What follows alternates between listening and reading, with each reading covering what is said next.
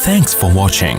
Don't forget to like, comment, share and subscribe to Mufti Tariq Masood, famous scholar. بھائی دیکھو، مرد کے جسم پہ جو بال ہوتے ہیں نا، سینے پہ یا ٹانگ وغیرہ پہ بال، وہ بلا وجہ کاٹنا اچھا نہیں ہے. کوئی وجہ ہے سے کاٹ رہے ہیں، زینت کے لیے کاٹ رہے ہیں، پھر تو بالکل بھی ٹھیک نہیں ہے. سمجھ رہے ہیں نا؟ دیکھنے میں لیڈیز پن نظر آئے تو یہ تو بالکل ٹھیک نہیں ہے. اور اگر اس لیے کاٹ رہے ہیں کہ بال بہت بڑے ہوئے ہیں، ان میں پسینہ جم جاتا ہے، تکلیف ہوتی ہے، تو ایک الگ بات ہے، پھر کاٹ سکتے ہیں. باڈی دکھانے کے لیے جائز ہے، مگر یہ کوئی اچھا کام نہیں ہے یار.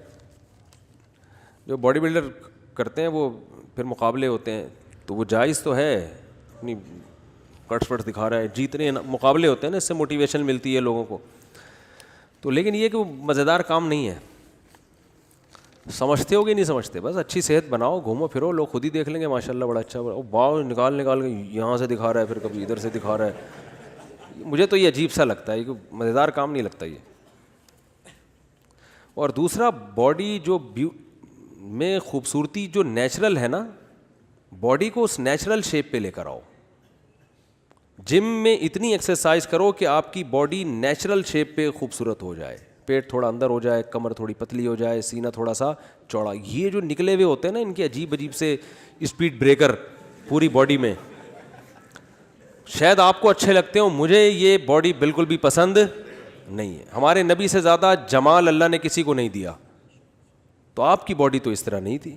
تو پتہ نہیں کیا کیا نکالا ہوا ہوتا ہے، یہاں سے بھی نکلا ہوا ہے، یہاں سے بھی نکلا ہوا ہے، عجیب سا. مجھے نہیں اچھی لگتی باڈی بس یہ ہونی چاہیے، آپ مرد کا سینہ کشادہ ہونا چاہیے، پیٹ باہر نہیں نکلا ہوا ہونا چاہیے، کمر اتنی پتلی کہ CID والے تلاش کریں تو ان کو نظر نہ آئے. اس سے بھی پتلی ہو سکتی، اتنی ہو کہ ناڑا بن سکے، اس پہ بیلٹ باندھ سکیں. جتنی پتلی ہو جائے، یہ خوبصورتی ہے نا. کمر موٹی چوڑی اچھی نہیں ہوتی.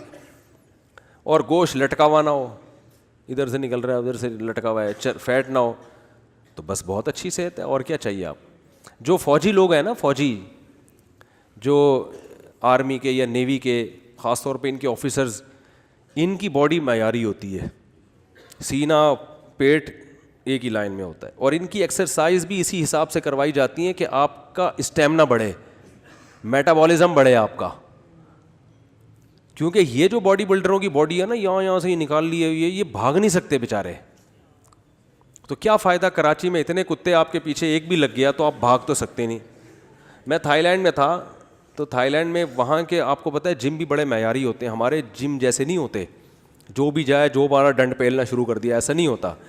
وہاں جو معیاری جم خانے ہیں نا، ان میں یہ ہوتا ہے کہ جب آپ جاتے ہیں تو سب سے پہلے آپ کا BP چیک ہوتا ہے، شوگر چیک ہوتا ہے.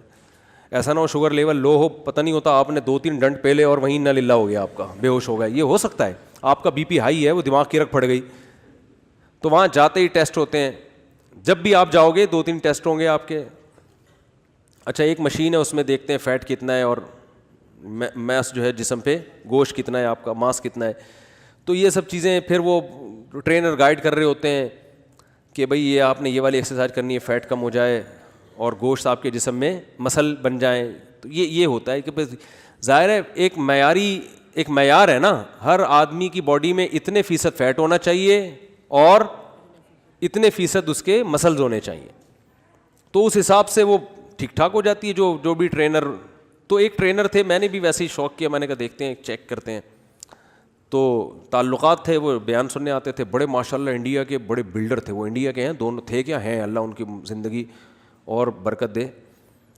تو بڑے ماشاءاللہ وہ لہیم شہیم نا.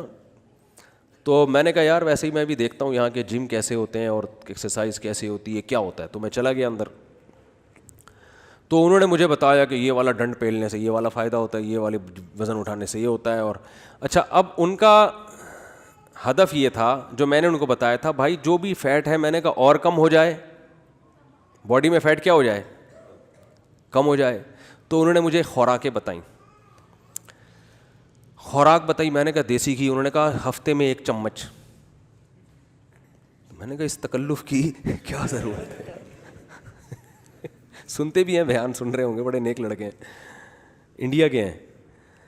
تو انہوں نے کہا اگر آئل بالکل نہیں کھانا، آئل یہ میں فائدے کے لیے بتا رہا ہوں, اپنے میں کارگزاریاں نہیں سناتا بلا وجہ جن کا میری ذات سے تعلق ہے. جو واقعہ جن کا آپ کی زندگی پہ جس کا اثر ہو سکتا ہے, فائدہ ہو سکتا ہے, وہ چیزیں بتاتا ہوں میں. انہوں نے کہا آئل بالکل نہیں, بوائل چیزیں کھانی ہیں, بوائل, ابلا ہوا انڈا اور ابلی ہوئی چکن اور یہ سب چیزیں, اس سے فیٹ کم ہو جائے گا, مسل بنیں گے آپ کے, اور پھر آئیں صبح شام یہ ڈنڈ پہ لیں, یہ اتنی ورزش, یہ وغیرہ وغیرہ. تو میں نے کہا یار کچھ دیسی گھی تو کھا سکتے ہیں. انہوں نے کہا ہفتے میں 1 دن. اور ان کے والد بھی بڑے ڈاکٹر ہیں, یعنی پھینکو نہیں تھے وہ, واقعی اپنے حساب سے صحیح کہہ رہے تھے وہ. ہفتے میں صرف 1 چمچ دیسی گھی. میں نے کہا بھائی ہم صبح اپنے ہوٹل کے پراٹھے پھوڑتے ہیں یار, دنیا چھوڑ دیں گے وہ پراٹھے نہیں, مزہ آتا ہے خدا کی قسم. کیا فائدہ ہفتے میں 1 چمچ دیسی گھی, آدمی کیا چھوڑو یار اس کا کیا کرنا ہے. تو اتنے مسل کی ہمیں فکر نہیں ہے کہ اس دنیا کی ساری لذتوں سے ہی کیا ہو جائیں. ہاں ٹھیک ہے پراٹھے تو زیادہ ہو گیا, نہیں کھانے چاہیے, وہ تو میں بھی منع کرتا ہوں, عادت پڑی ہوئی ہے, لیکن پھر ہم جو ہے وہ تھوڑا بہت غلط بھی چل رہا ہوتا ہے, اتنا کوئی برا نہیں ہے. تو ویسے بھی صبح کے وقت یہ چیزیں ہضم بھی ہو جاتی ہیں, اور پھر جس کو عادت پڑی ہوئی ہے اس کو ویسے بھی ہضم ہو جاتی ہیں. ہمیں عادت پڑی ہوئی ہے تو ہو سکتا ہے آپ کو نقصان ہو, ہمیں نہیں ہوتا نقصان الحمدللہ. تو میں نے کہا یار اور کچھ, تو انہوں نے کہا پھر یہ چاول میں یوں کرنا ہے تو یوں کرنا ہے, تو یہ کرنا ہے تو وہ کرنا ہے. میں نے کہا بھائی جان میں نا یہ نہیں ہوگا میرے سے. میں نے کہا جاگنگ, انہوں نے کہا جاگنگ تو بالکل نہیں کرنی آپ نے. کیوں؟ اس لیے کہ مسل کو بڑھانا ہے نا, تو آپ اگر ایکسرسائز دوڑو گے بھاگو گے اس سے تو فیٹ کے ساتھ ساتھ مسل بھی ختم ہوں گے نا, آپ تو بالکل ہی باریک ہو جاؤ گے, تو فیٹ بھی ختم اور ساتھ ساتھ گوشت بھی ختم ہوگا باڈی پہ. میں نے کہا بھائی جان وہ تو قابل احترام تھے. میں نے کہا دنیا چھوڑ دوں گا, جاگنگ نہیں چھوڑوں گا. یہ دنیا چھوڑنے کا مطلب یہ نہیں کہ واقعی دنیا چھوڑ دوں گا, اور خدا نخواستہ کسی ڈاکٹر نے کہا کہ جاگنگ کرنے سے مر جاؤ گے تو پھر میں چھوڑ دوں گا جاگنگ. یہ ایک محاورہ ہے, کیونکہ ایسی جاگنگ کا کیا فائدہ کہ آدمی کو دنیا ہی چھوڑنی پڑ جائے. یہ تو سمجھانے کے لیے, اس لیے بعض دفعہ فرشتے اس بات کو نا سیریس لے لیتے ہیں. حقیقت ہے. وہ ایک آدمی دعا مانگتا تھا نا, اللہ اس زندگی سے تو موت بہتر ہے, اس زندگی سے تو موت بہتر ہے. تو وہ کسی نے پھندا لٹکا دیا درخت کے اوپر سے, اب یہ دعا مانگ رہا ہے, تو پھندا سامنے آیا, اس نے کہا یہ کیا ہے, کہ اوپر سے آواز آئی, اے میرے بندے ہم نے تیری دعا سن لی ہے. کسی کو شرارت سوجی تھی, تو کہتے ہیں اللہ ادھر تو کوئی مذاق بھی نہیں کر سکتا. ٹھیک ہے نا.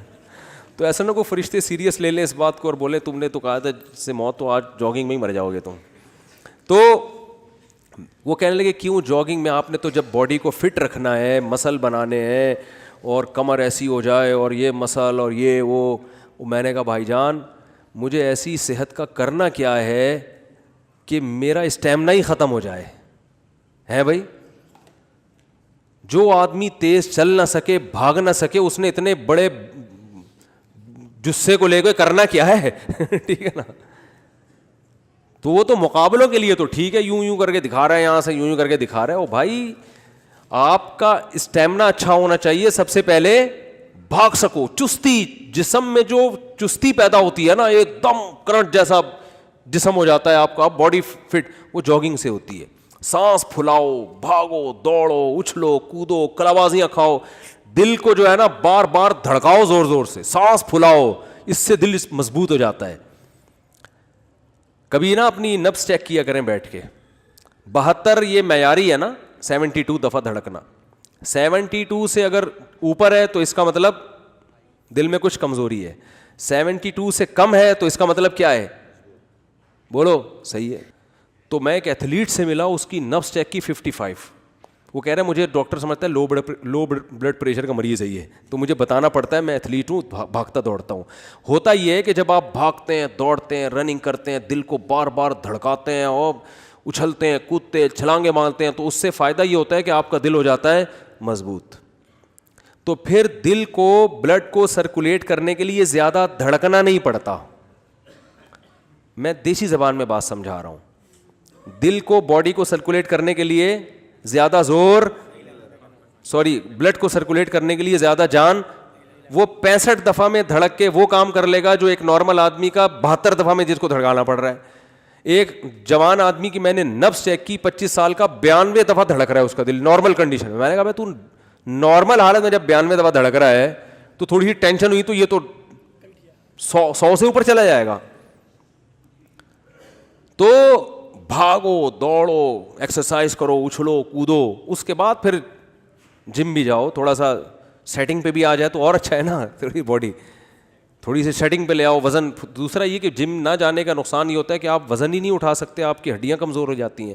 تو وزن اٹھانے سے کیا ہوتا ہے کہ آپ کی ہڈیاں مضبوط, تھوڑا تھوڑا وزن اٹھا کے پھر زیادہ وزن اٹھانا سیکھ جاؤ گے. تو بس اتنا. باقی یہ کہ قمیضیں اتار کے یہ والا پوز دکھانا ہے, یہ مجھے کم از کم سمجھ میں نہیں آتا. تو سینے کے بال مرد کے اچھے لگتے ہیں, جو اللہ نے قدرتی دیے ہیں وہ رہنے دو, وہ ٹھیک ہے نا. مسل ان میں چھپے رہیں, کوئی ٹینشن کی بات نہیں ہے. ویسے بھی شریف آدمی قمیض پہن کے گھومتا ہے نا, ٹھیک ہے نا, تو ویسے ہی چھپے رہتے ہیں.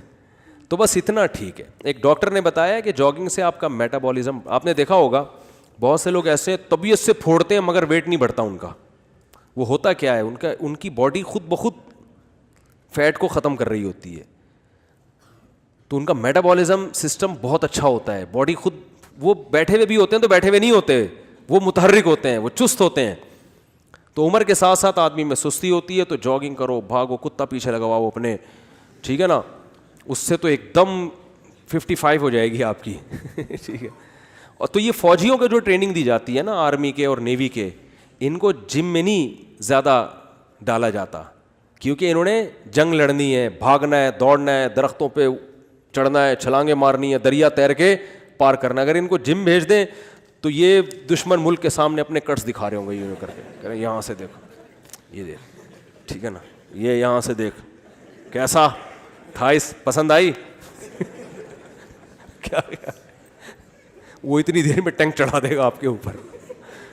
تو ان کو, فوجیوں کو آپ باڈی دیکھ لو, بڑی معیاری باڈی ہوتی ہے فوجیوں کی, ایک دم سلم اسمارٹ ہوتے ہیں, فٹ فاٹ, بھاگا, پھر ایکٹیو ساری زندگی رہتے ہیں.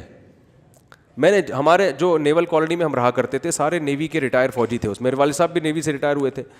تو جتنے بوڑھے نیوی سے ریٹائر ہوئے تھے نا, آخر دم تک سارے ایکٹیو رہے تھے. آپ دیکھ لو فوجی ریٹائرمنٹ کے بعد بھی وہ فوجی ہی رہتا ہے. ایک بوڑھے تھے وہ ریٹائر ہوئے, وہ یار 70 سال کی عمر میں گھر میں پورا کلر خود کر رہے ہیں. میں نے کہا کسی ڈسمبر والے کو بلا لو, کہہ رہے ہیں نہیں یار فارغ بیٹھے رہتا ہوں, کوئی کام نہیں ہے. تو میں نے کہا ڈسمبر لا کے پورے گھر میں 70 سال کی عمر میں پورے گھر میں ڈسمبر کر دیا. یہ کیا ہے, میٹابولزم بولو نا, تیز ہے, اندر سے ہل رہے ہیں, کیونکہ اتنا بھاگے دوڑے ہیں کہ باڈی بالکل فٹ. میرے والد صاحب 63 سال کی عمر میں بھی, حالانکہ مولوی تھے, داڑھی تھی ماشاء اللہ, مولوی کا مطلب جس کو ایسا حلیہ جن کو لوگ مولوی کہتے ہیں, نماز بھی پڑھاتے تھے, 63 سال کی عمر میں بھی صبح اٹھ کے ایکسرسائز کرتے تھے, چاہے وہ تھوڑی دیر ہی کریں. ہم ہنستے تھے, ابا کو کیا ہو گیا, ابو کو صبح اٹھتے ہیں چھلانگیں مار رہے ہیں, ہم کہتے یار ابو کو کیا ہو گیا. رات کو ٹائم پہ سونا, صبح ٹائم پہ اٹھنا, ان کی اپنی روٹین تھی. فوجی کے علاوہ جو عام طور پہ, سب کی بات نہیں کر رہا کیونکہ کوئی روٹین ہی نہیں ہے, تو وہ پھر دیکھو کیسے ڈھیلے سست پراٹھے پھوڑتے انتقال ہو گیا حضرت کا. بالآخر آج رات کو ایسا سوئے کہ صبح پولیس نے بھی اٹھایا تو پولیس سے بھی نہیں اٹھ سکے ہو, ٹھیک ہے نا. تو جاگنگ کو بہت زیادہ فوکس کریں, دوڑیں, اور جاگنگ نہیں ہو سکتی واکنگ اسپیڈ کے ساتھ کریں. یہ جو مریل اسٹائل میں میں دیکھتا ہوں پارکوں میں واکنگ ایسے مریل طریقے سے, پھر باتیں کرتے ہوئے جا رہے ہیں. تو باتیں کرتے ہوئے تو واکنگ صحیح طرح ہو ہی نہیں سکتی. بھائی باتیں نہ کرو اس وقت, ایک دم پریڈ کی طرح نا اسپیڈ کے ساتھ چلا کرو, 1 گھنٹہ 1.5 گھنٹہ چلو اچھی طریقے سے, اس کا بہت فائدہ ہوتا ہے. تو یہ اس کو فوکس کریں. یہ جو انہوں نے سوال پوچھا ہے نا, یہ بال کاٹنا سینے کے, جائز ہے, میں نہیں کہہ رہا ناجائز ہے. کوئی مقابلہ کرنا ہے کسی باڈی بلڈر نے تو سینے کے بال کاٹ سکتا ہے, وہ اپنے کٹس دکھانے کے لیے, انعام ملے گا, پیسے ملیں گے, ٹھیک ہے, جائز ہے. ہر جائز کام اچھا نہیں ہوتا نا, تو میرا خیال ہے اچھا نہیں ہے, مناسب نہیں.